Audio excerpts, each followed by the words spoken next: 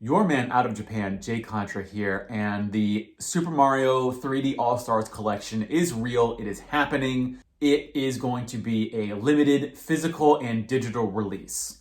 And I was really taken aback by the reaction that I saw on the internet. Because when I first heard about it, I literally just stopped what I was doing and I was like, oh my God, this is going to be amazing. I cannot wait to get it, even though I've made this broad declaration that I'm not buying video games for a while, hopefully for like the next year, but I will make an exception for the 3D All-Star Collection. The really strong negative reaction that I saw, and this is just from going to a couple of websites and a few internet forums, which are, of course, really happy places to begin with. So I don't know what the general public's reaction is to this. I'm going to assume this is going to sell out everywhere. People are going to love this because it's collecting three of the best games ever made into one cartridge or one digital purchase, however you want to buy it. But the negative reactions I saw were essentially on two fronts, and a little third one. The tangential one being that it doesn't have Super Mario Galaxy 2 in it. But the two big ones that I saw were, for one, why is this being limited in terms of its release? And I think I have a good reason why. And two, why is this just like, they see it as a ROM dump for $60? And that's something that I'll save for the end. But I first want to talk about why this is getting a limited release. If you're not aware, both the physical and the digital copies of Super Mario 3D All-Stars are only going to be sold from the middle of September until March 31st, 2021. Now, why that specific date is most likely because Japanese companies, their fiscal year ends on March 31st. So who knows what Nintendo has planned for 2021. And we need to look at what Super Mario 3D All-Stars represents in the broader perspective of Nintendo's business strategy in the public health crisis world that we're living in right now, going into 2021. Because when I look at the other games that are coming out for the Switch from Nintendo, I see a big hole nothing. Like the two games I can think of, unless they announce something after I film this and post it onto YouTube, basically the two Nintendo games that we're getting for the holiday season 2020 is Pikmin 3 and Super Mario 3D All-Stars. So basically 4 ports of games that Nintendo had already released years ago. I'm assuming that's because they probably had assumed like Metroid Prime 4 would have been out by now. Maybe Bayonetta 3. I'm still waiting for like a firm release date on that. But when you look at like the big Nintendo franchises, Breath of the Wild 2, I think is scheduled for 2021. There's a bunch of games that are supposed to be coming out for the Switch.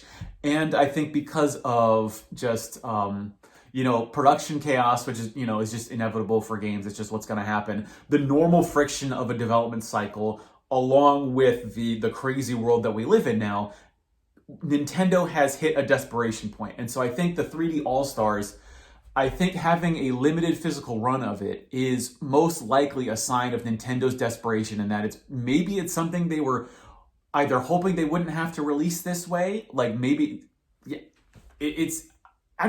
maybe they weren't even planning on doing this, but they were just like, we need something for the holidays, break the Mario glass in case of emergency, and here it is.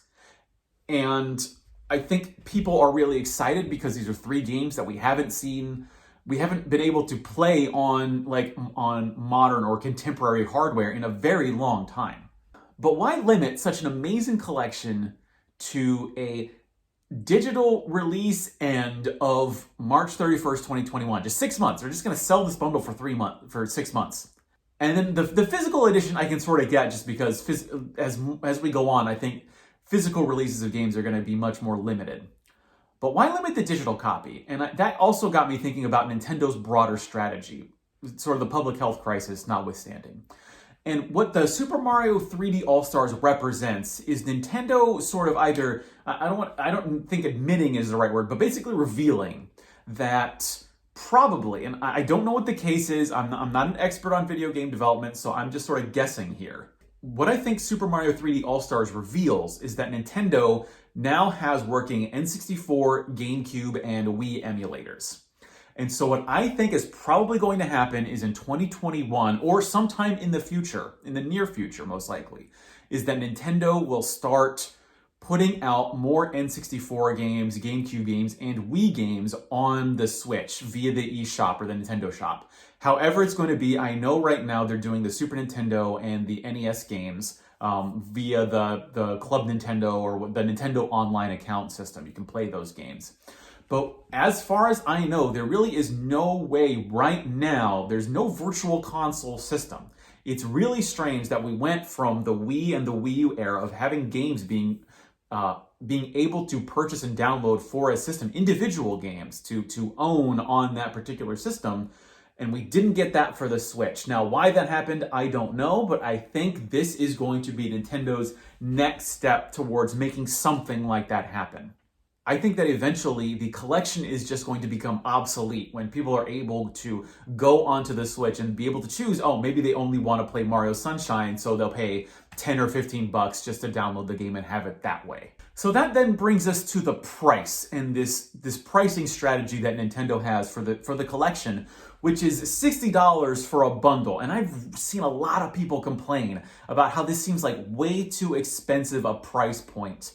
And I think that mentality comes from an era where we've seen other companies, other non-Nintendo companies, who are really devaluing the price of their games by they'll put up like 10 games into a single collection for the Switch for like $30. When you look at the Capcom collection, which I've been playing recently, the Capcom Belt Scrolling collection is like 7 games for $40. So, you're paying less than like, $8 a game or something like that. So why would then Nintendo price its Mario games at $20 a piece? And people are like, oh, it's just ROM dumps. What are they doing? Why is it so expensive? But I also want to put that into perspective because think about, one, what the cost of the original games would be to play, and two, what it would cost to actually play these 3 Mario games legitimately today in 2020. So first, let's just go to the price of the games individually. If you had bought these games when they were new, you would have been paying around like $180 to have these 3 games. That's $60 a piece.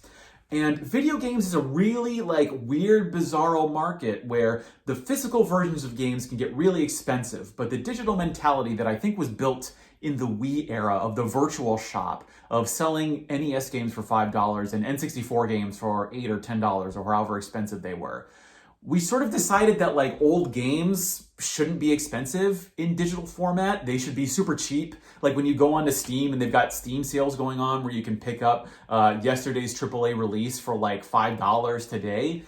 That, I think people are applying that mentality to these Mario games where Nintendo very highly prizes its intellectual property, and especially these games in particular. Eventually, when they come out with the virtual console version of these games, that they can at least charge $10 or $15 then, who knows. Think about also how much it would cost to play these games legitimately today, because the Wii Virtual Console is closed. You can't buy these games digitally anymore. You can't buy Mario 64 digital anyways. So if you wanted to play, let's see, Mario 64, you would need to buy a Nintendo 64, which is about, $70 today, plus an original cartridge of Mario 64, which is $100 just to play Mario 64. For Mario Sunshine has spiked in price recently, so it's now $60. A GameCube is another $60. You're paying $120 just to play Mario Sunshine. For Mario Galaxy, it's a little bit easier because the Wii's cheap right now. It's like, $40 plus the, 20 or 30 to play Mario Galaxy. So in total, you're talking about paying $300 just to have access to these games because, again, that's also the other weird side of the video game market where it's not like movies where you can just go out and buy one Blu-ray player and then buy the Blu-ray for like $5 secondhand somewhere.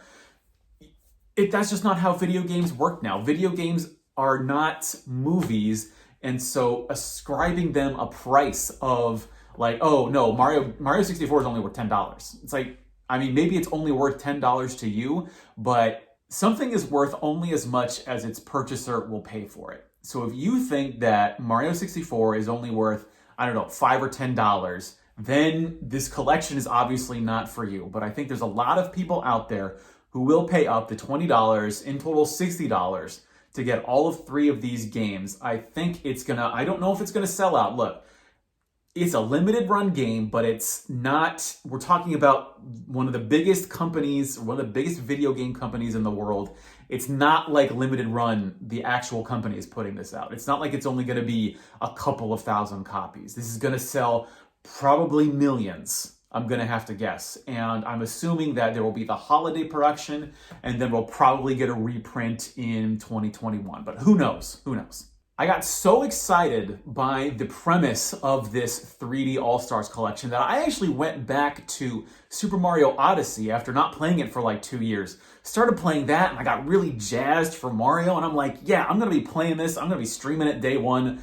I've never actually beaten Mario 64. It's to my great shame. I have cleared Super Mario Sunshine and Mario Galaxy, but Mario 64 is sort of my white whale right now, and I'm really excited to be able to play it and not have to use the N64's controller of just having that anxiety of feeling that it might break. And I also think what they've done with like Super Mario Galaxy is, I think, a really interesting case, because they have had to sort of adapt the Wii controls to the Joy-Cons of the Switch. So hopefully what this means is that we're going to see more Wii games either ported or emulated, however it ends up turning out. The mid-2000s, especially for the Nintendo consoles, when you think about the DS and the Wii, there are so many good games that came out for these consoles that they might, unless someone at Nintendo actually cares about them, they might end up dead. They might end up in this memory hole where we forget about them because of just how ridiculous the controls are. The DS has the 2 screens. When are we going to see a 2-screened clone console come out? Maybe it eventually will come out, but it just doesn't look promising right now. As for the Wii games that came out because you had to use the waggle, when are those games going to come out? So I think if this collection does well, we're going to see more effort put in by Nintendo and other companies into porting and remastering, taking these games from the 2000s to the present day. And I think that is really the most exciting thing about this collection. And I really hope it works. Your man out of Japan, Jay Contra. Thanks for watching, and mahalo.